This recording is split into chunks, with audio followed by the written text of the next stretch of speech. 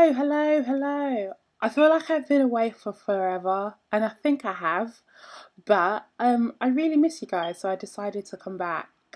Um, so recently I became a mentor to amazing young people with learning differences.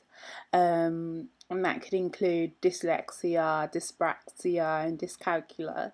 So basically, my job is just to give like support to college or sixth form students that are looking to make the transition from college to university, and I'm there to, you know, help you help yourselves basically.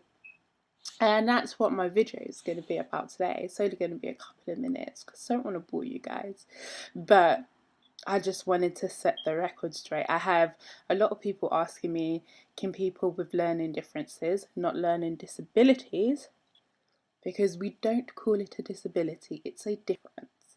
Can people with learning differences still go to university? Of course you can. Come on. I have severe dyslexia, and the way it affects me is that sometimes when I speak, I find it hard to get the words out. Or, for instance, when I write and when I read, words look jumbled up and just crazy to me. Or, say if we're both in class and the teacher said something, you might get it straight away, whereas I'll probably get it within an hour or so. Um, and that's how my dyslexia affects me. And I learned different tools in which to support myself and, go through university life. And you guys can definitely do the same. With every single university, there will always be a department in which where you can go to, and they will offer you support. This may be done in different ways, from mentoring to academic support to tutoring to just helping you around campus. I know for especially with Kingston, we have all of those things and more. Um, Anyone with a difference can go to university.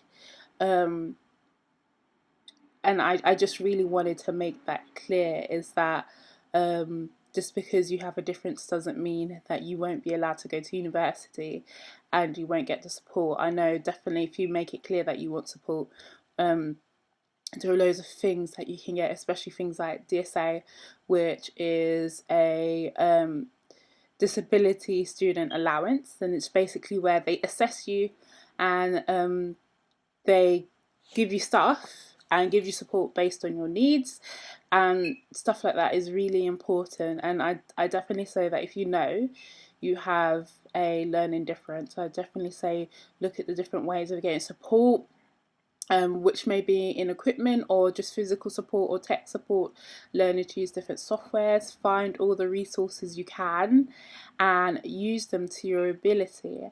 And definitely, like I say, be open about it to an extent. Talk to teachers, ask them if there's special like classes you can go to learn different skills.